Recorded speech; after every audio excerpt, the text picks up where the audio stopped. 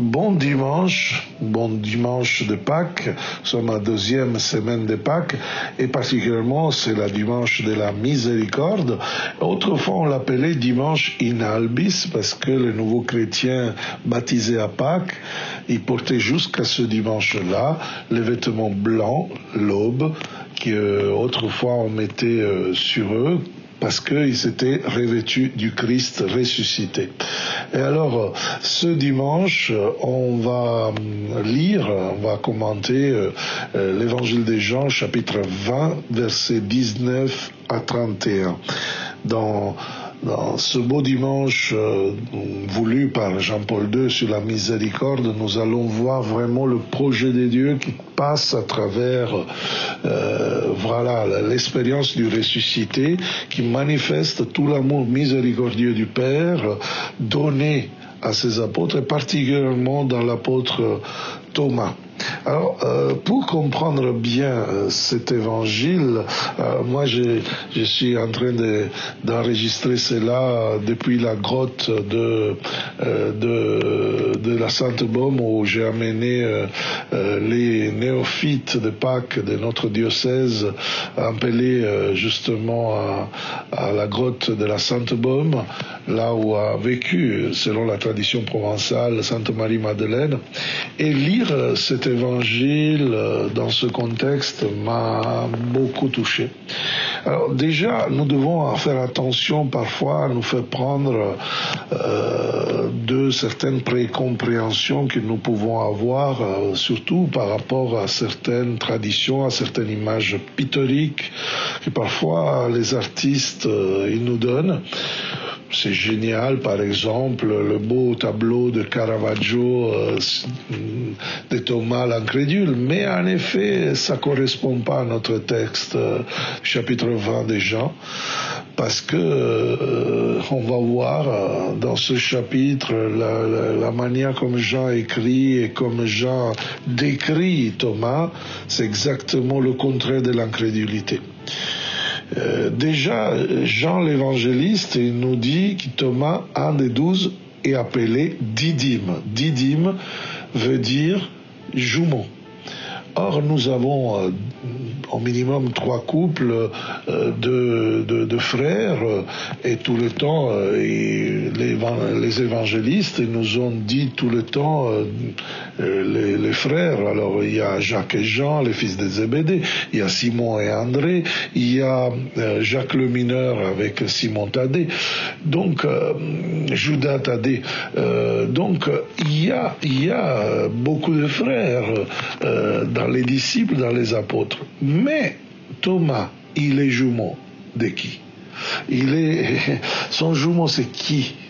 Alors, c'est très intéressant parce que 4 fois, 4 moments dans l'évangile de Jean, Thomas fait son apparition, et pour 3 fois, donc le 3 c'est un numéro important pour les Juifs, c'est un numéro qui veut dire vraiment plénitude, on nous le présente comme le jumeau, c'est-à-dire le jumeau, donc avec l'article, donc ça veut dire le jumeau par excellence. Or, il faut, si nous allons apprendre les apocryphes dans lesquels parfois on trouve des éclairages, ne sont pas des écrits inspirés parce que l'Église primitive n'a pas voulu les reconnaître comme inspirés, déjà parce qu'ils étaient écrits tardivement et après parce que ils avaient des genres littéraires parfois un peu bizarres avec des éléments qui ne faisaient pas confirmer un peu le message entier de la Bible. Alors, dans les apocryphes, Jésus plusieurs fois appelle Thomas comme mon deuxième éligible, donc quelqu'un qui est vraiment prêt à être élu. Alors, est-ce que Thomas serait le jumeau de Jésus? On le voit dans notre évangile de Jean que quand Jésus a annoncé aux disciples qu'il voulait aller en Judée, parce que Lazare, son ami, était mort, tous les disciples avaient la peur. Et on dit à Jésus, non, mais s'il te plaît, ne va pas en Judée, parce que là, quelqu'un veut te tuer. Thomas était l'unique qui avait dit, on va mourir avec lui.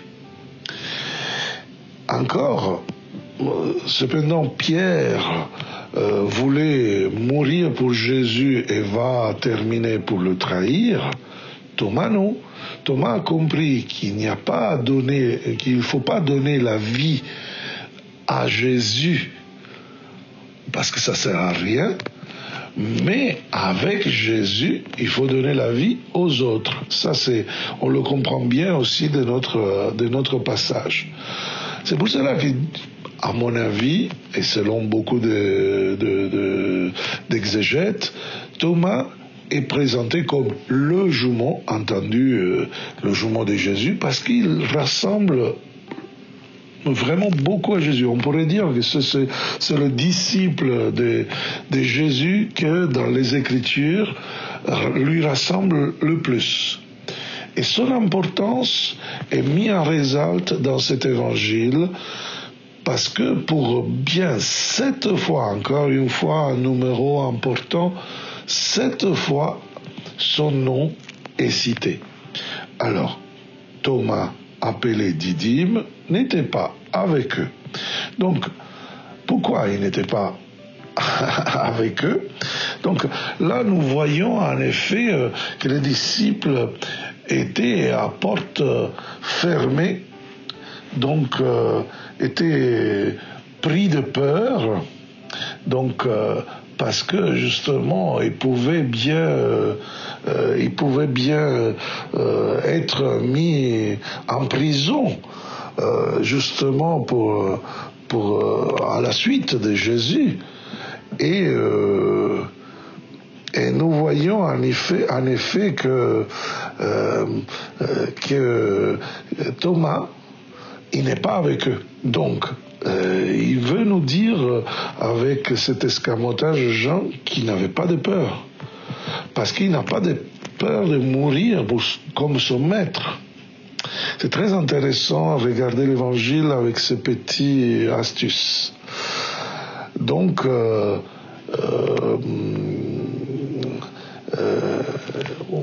où se trouvaient donc les disciples étaient verrouillés par crainte des Juifs, voilà, Jésus vint. C'est très intéressant, nous on l'a au passé, mais en effet c'est au présent. C'est-à-dire Jésus vient. Et on le verra surtout par rapport à 8 jours après. Et il était là au milieu d'eux. Jésus n'est jamais le plus important dans l'évangile, il n'est pas en haut, il n'est pas, le premier, il n'est pas le commandant, il est au milieu. C'est comme un cercle. Il est le point central, équidistant de tous les points de la circonférence. Donc, dans la théologie des Jean, il n'y a pas comme une hiérarchie, Jésus, le pape, ou les évêques, etc., les diacres, comme il y aura par exemple dans l'œuvre de Saint Luc, avec les actes, etc., mais nous voyons là une théologie de la communion, de la koinonia, où Jésus est au centre. Jésus est au centre en manière que personne aura une relation plus proche ou plus loin de lui. Et la chose intéressante, c'est que Jésus était au milieu. Donc, et quand il vint, donc les portes sont verrouillées et il vint. Si les portes sont verrouillées, comment il fait à venir? Déjà ça, c'est une première question qui nous dit que Jésus qu'il rentre dans la peur. Et dans la peur, il va dire, il leur dit, la paix soit avec vous. C'est une mauvaise traduction, désolé, parce qu'en effet, Shalom, comme les Juifs aujourd'hui ils font la salutation, ce n'est pas simplement une salutation comme dans la liturgie, la paix soit avec vous, comme une espèce de souhait. Non, non, non, c'est beaucoup plus que ça. C'est vraiment dire à l'autre une phrase dans l'autorité, dans un impact, que vraiment la plénitude de Dieu puisse arriver dans ta vie. Si tu es malade, que puisses-tu avoir la guérison, que si tu as des problèmes spirituels, que tu puisses être délivré, que si tu es vraiment, que tu puisses être libéré, avoir bénédiction, chance, c'est vraiment tout ça. C'est plénitude. C'est le mot shalom. Et après cette parole intéressante, il leur montra ses mains et son côté. Les disciples furent remplis de joie en voyant le Seigneur. Attention bien. Cette expérience peut sembler quelque chose d'incroyable. Les premiers chrétiens qui font cette expérience, c'est génial. Alors l'évangéliste, regardez, il nous dit pas, Jésus ne fait pas la louange de ce type qui était là à la maison. Déjà, ce jour-là, il manque Thomas. Mais attention bien. Jésus, là, il va dire quelque chose incroyable. Il va dire à nouveau Shalom, de même que le Père m'a envoyé, moi aussi je vous envoie. Ayant ainsi parlé, il souffla sur eux, recevez l'Esprit Saint, à qui vous remettrez les péchés, ils seront remis, à qui vous maintiendrez ces péchés, ils seront maintenus. Chose intéressante, c'est que Thomas ne reçoit pas ça. Mais cette phrase est interprétée comme quelque chose qui est successive à la première parole de Jésus sur les apôtres. C'est vraiment en conséquence. Jésus parle et souhaite la paix, shalom. Tout de suite, recevez l'Esprit Saint et donc vous êtes en mission. Donc pour délier les péchés, pour remettre les péchés, et à qui vous maintiendrez ces péchés seront maintenus. Et donc, c'est vraiment quelque chose de très fort. Attention bien, Jean nous dit, jusqu'à là, rien de nouveau, rien d'exaltant. Parce que recevez l'Esprit Saint, les apôtres, en effet, à la place de les recevoir au pied de la croix, quand Jésus avait fait descendre l'eau et le sang de son côté, ils sont en train de les recevoir maintenant de Jésus ressuscité. Une fois le mystère accompli. Mais on ne voit pas des choses particulièrement éclatantes comme pour dire Jésus qui dit « Ah mais vous êtes génial » ou quelque chose comme ça. Attention bien. Or, l'un des 12, Thomas, appelé Didyme encore, et dans notre tradition, il va dire c'est-à-dire jumeau, n'était pas avec eux. Donc je vous ai dit pourquoi il n'était pas avec eux. Mais il leur déclara, c'est très intéressant ce que Thomas va dire, parce que justement c'est là que nous interprétons mal. Si je ne vois pas dans ses mains la marque des clous, c'est la première fois que nous savons que Jésus était cloué à la croix, parce que les autres évangélistes ne parlent pas des clous. Les Matthieu, Marc et Luc, ils ne citent pas les clous sur la croix. C'est simplement Thomas, dans l'évangile des Jean, qui parle des clous. Si je ne mets pas mon doigt dans la marque des clous, si je ne mets pas la main dans son côté, non, je ne croirai pas. Donc, attention bien, parce que c'est une expression un peu... c'est une expression qui parfois est mal interprétée.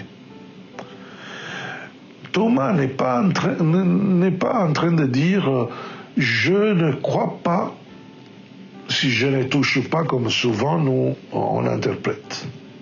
Non, c'est au contraire. C'est justement quelque chose, une proclamation de foi qui fait justement Thomas, parce que il ne va pas dire que Jésus n'est pas ressuscité, mais il va manifester avec autorité le désir d'y croire. Un peu comme nous, parfois, quand il y a une nouvelle incroyable, et nous disons, non, c'est pas possible, c'est pas vrai, non, je peux pas croire ça. C'est incroyable. Voilà, c'est incroyable. Mais ce n'est pas parce que nous ne croyons pas que la chose est arrivée que nous disons que c'est incroyable. C'est parce que c'est quelque chose d'étonnant. Eh bien, c'est dans la même longueur. C'est une expression de Thomas qui même, on doit l'interpréter comme une foi à l'énième puissance. Attention bien, pourquoi je crois ça? Et on va voir comment réagit Jésus. 8 jours plus tard, les disciples se trouvaient de nouveau dans la maison. Déjà nous dit quelque chose d'intéressant, et là nous voyons encore l'évangile des Jean qui parfois est très historique, ce n'est pas simplement spirituel, théologique, mais là vous voyez beaucoup d'éléments historiques dans l'évangile de Jean qui nous disent que déjà les premiers apôtres, ils se réunissaient pas à Shabbat, mais le dimanche, donc jour de la résurrection. Après, s'ils faisaient l'Eucharistie, Jean ne le dit pas. Mais 8 jours plus tard, les disciples se trouvaient de nouveau dans la maison. Et Thomas était avec eux. Pourquoi il est avec eux? Cette fois-ci, ce n'est pas pour la peur. C'est parce qu'ils savent bien qu'ils ont un rendez-vous avec Jésus. Jésus vient. À chaque fois qu'on est réunis, Jésus vient. C'est beau, c'est le présent, c'est la sécurité, c'est vraiment un donné de foi. Alors que les portes étaient verrouillées. Donc quelqu'un a encore peur, mais Jésus rentre même dans leur peur. Et il était là au milieu d'eux. Encore une fois, nous savons bien qu'est-ce que ça veut dire. Shalom, la paix soit avec vous, selon nos Bibles. Puis il se tourne à Thomas. Avance ton doigt ici et vois mes mains, avance ta main et mets-la dans mon côté. Attention bien. Jésus répond à son acte de foi avec la réalité, c'est-à-dire le désir de pouvoir toucher son côté et donner à quelqu'un qui croit. Marie-Madeleine n'avait pas reconnu Jésus. Il avait pris d'abord pour un jardinier. Après, il appelait Rabouni, mon maître, notre maître. Mais, qu'est-ce qu'il fait Thomas? L'évangéliste ne dit pas que Thomas a mis le doigt. Il a dit « Mon Seigneur et mon Dieu ». C'est la plus grande affirmation de foi à Jésus ressuscité de tous les évangiles. Même Pierre ne va pas dire cela. Dans notre évangile de Jean, il se fait reprendre 3 fois, même tu, comme une espèce de catéchumène qui fait ses scrutins, qui fait ses prières de délivrance, de libération, pour être délivré du péché qui encore résiste à lui. Vous voyez, là, on est devant, pas l'incrédule, mais l'apôtre le plus croyant. Donc, mon Seigneur et mon Dieu. Mon Seigneur et mon Dieu. Jésus l'avait invité à faire l'expérience de ses plaies, les uniques restes de la croix, parce que justement la mort a toujours des restes. Mais la résurrection transforme tout. Mais Jésus ressuscité, il a voulu garder des plaies, justement pour manifester sa miséricorde, pour manifester une expérience. Et on peut se reposer dans ses plaies, comme dit un grand saint. La réponse de Thomas est la réponse du croyant, on pourrait dire parfait. Jean avait présenté Jésus comme celui qui était la révélation de Dieu. Et Jésus à Philippe avait dit, qui m'a vu a vu le Père. Et tout Jésus avait dit, quand vous aurez levé le Fils de l'homme en haut, alors vous saurez que je suis le sacre tétragramme, le nom divin. Et voilà Thomas, le premier parmi les disciples à reconnaître Jésus dans sa plénitude de la divinité, la plénitude de la condition divine, mon Seigneur et mon Dieu. Il ne va pas dire Rabouni, il ne va pas dire d'autres choses, il dit Kyrios et Adonai, c'est-à-dire reconnaître vraiment Dieu avec le tétragramme, donc mon Seigneur et mon Dieu. Donc, Jésus répond, et encore une fois, nous on interprète mal cette phrase. Jésus dit, parce que tu m'as vu, tu crois. Attention bien, autrefois on a mis même le passé, tu as cru, comme si c'était un truc ponctuel, c'était l'espérance. Non, là, vous voyez, c'est une bonne traduction, la elfe, qui dit, parce que tu m'as vu, donc passé, tu crois. Donc présent ouvert à l'infini. Et après Jésus, il réagit en confirmant qu'il lui a fait un acte de foi. Et il dit que ceux qui ont fait l'expérience de la résurrection, en effet, ne sont pas extraordinaires. Heureux ceux qui croient sans l'avoir vu, sans avoir vu. Comprenez donc qu'il y a deux béatitudes dans l'évangile de Jean. La première béatitude de Jésus va dire « Bienheureux vous s'il mettez en pratique ce que je vous dis ». Et c'était pendant qu'il avait les pieds aux disciples. Donc, si vous mettez en pratique cette attitude de service. Et l'autre béatitude, la béatitude que je viens de lire, est liée à l'attitude de service, parce que c'est dans l'attitude de service que nous expérimentons le Christ ressuscité dans sa vie. Heureux ceux qui n'ont pas vu et ont cru, et croient. Vous voyez, qui croient sans avoir vu. Donc, ceux qui dans le temps, après Thomas, après les apôtres, après les disciples des premiers temps, ils vont être baptisés, ne sont pas défavorisés, je ne sais pas quoi, mais non, ils sont heureux, c'est-à-dire ils ont une vitesse en plus. C'est ça le message que l'évangéliste nous donne. Il n'y a pas besoin de voir, de pouvoir croire. Il y a Paul qui va dire ce n'est pas par c'est dans l'écriture, je ne me rappelle pas la citation, mais ce n'est pas par la vue, mais par la foi. Voilà. Et c'est là que nous donnons adhésion à Jésus comme Seigneur et Sauveur et Dieu. Et cela devient un signe parce que les autres puissent voir. C'est ça, parfois quand j'entends les témoignages des néophytes, des catéchumènes baptisés à Pâques, qui nous témoignent leur expérience de comment Jésus les a transformés, ils nous touchent profondément, ils nous édifient. Voilà, c'est ça. Parce qu'ils ont expérimenté cette béatitude, c'est-à-dire faire expérience de la résurrection auquel nous sommes appelés. C'est pour ça qu'il termine comme ça notre péricope, mais ceux-là, alors, il y a beaucoup encore d'autres signes. Signes, c'est miracles, c'est toujours des choses surnaturelles que Jésus a fait en présence des disciples et qui ne sont pas écrits dans ce livre.